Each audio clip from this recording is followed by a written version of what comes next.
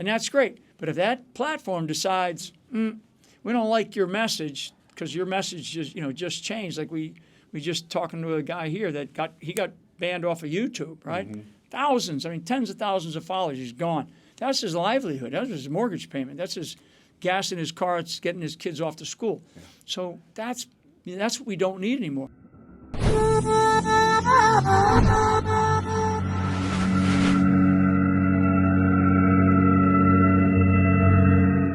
Don Keith here in Washington, D.C. with General Mike Flynn, who hosted the independent media events today with the Gold Institute. General Flynn, why is it so important to you right now to host this event for independent media and journalists? Yeah, I think that we are now in a place where people that are independent and they are in the media space, as we move into this, we're getting ready to move into the second half of this administration here pretty soon. Another, let's just say we got 9 months now.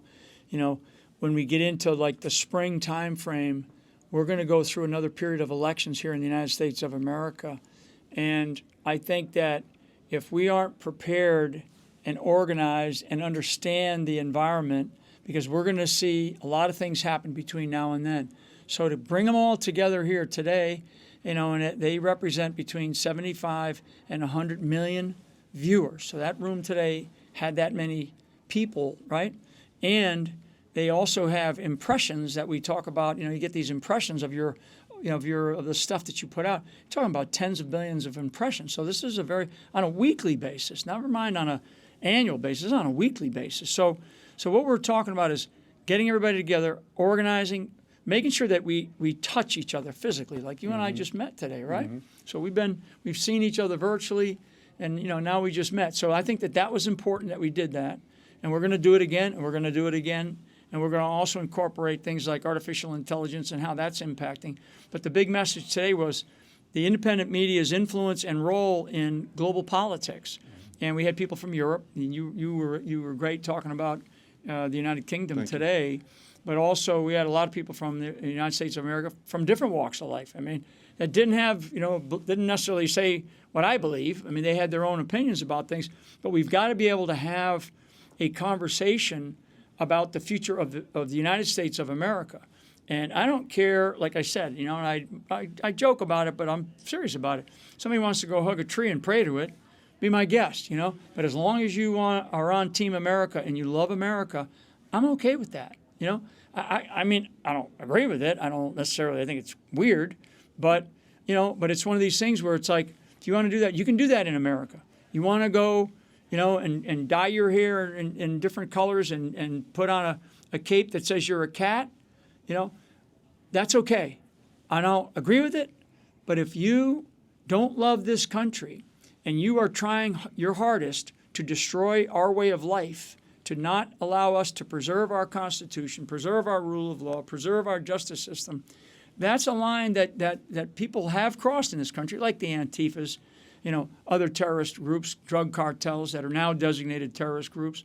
And we had great conversations, and people were talking a lot about censorship and a lot about faith. Actually, the thing that really got me today, which I hadn't planned it other than saying an opening prayer with Bianca, and I was, busting her chops.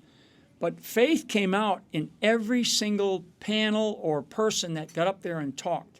Faith came out. So it really was powerful to me because it was like something that I just didn't expect. And then the other big message was unification. These are a lot of people in here that don't know each other, and I know that some of them don't agree because I've been on different shows and I've gotten to know some of these folks, and they're like, I don't like this guy. But now that they meet, like one man came up to me today, we met for the first time, and he said, "You know what?" He goes, I was, I was honored by it, and I was humbled by it.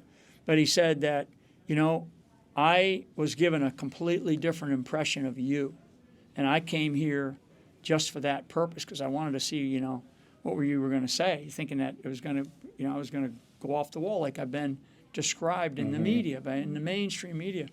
And he's like, "Oh my God," he goes, "I'm going to be your biggest champion." And I'm not saying it to pat myself on the back. I'm saying it because we all have an impression of things, people, entities, ideas, and if we don't figure out a way to have a more of a meaningful conversation, a meaningful discourse, and not censor. And last thing, from my perspective, I thought Lara Logan had a great, diatribe, a great missive about slavery, about how we are slaves to platforms. Mm-hmm. I mean, we really are. They don't produce anything. They don't create anything. They're not content creators. You're a content creator. You create something, and enough people follow you, and you're leading enough people forward in whatever the message is, then advertisers come at it, right? And if it's a platform that pays, you can earn a living, and that's great. But if that platform decides we don't like your message because your message just changed, like we just talking to a guy here that got banned off of YouTube, right? Mm-hmm. Thousands, tens of thousands of followers. He's gone. That's his livelihood. That's his mortgage payment. That's his gas in his car. It's getting his kids off to school. Yeah. So that's what we don't need anymore. So we got to understand that we are slaves to these systems. So we got to have alternatives. Mm-hmm. And that was the other. We had some great conversations about that. Last questions. I know you're probably tired like the rest of us. Yeah. What would you say the number one issue facing independent journalists today is? That of all the themes we discussed, from legislation, we talked about making sure we support each other. Funding is a problem. What would you say the number one issue is that struggle is? I think the struggle is to really have and believe in what your message is. Mm. It's not the funding of it. It's not the platform, whether you're on Facebook or Instagram or X or Y or Z. Is your message a positive, uplifting, honest, truthful message that people, and you're passionate about it. Like I thought that when you spoke today, you were very passionate about it. And that was right at the beginning. That was kind of like, what really, to me, that's a good thing. And I think that's why people will then believe in you. So I think if you have your message right and it's strong and it's honest, you're speaking from the heart, and you believe what you say. You're not just an echo chamber of a response of something else, and you're not even sure what you're saying. Mm-hmm. You actually say something meaningful, and you use good discernment in your message. I think that's the most important thing for anybody that's in this world of independent media, that if you believe what you're saying, you say it with passion, say it through, it comes from the heart, I think you're going to be very, very successful. General Mike Flynn, you're a great patriot. Thank you so much, sir. I really appreciate it.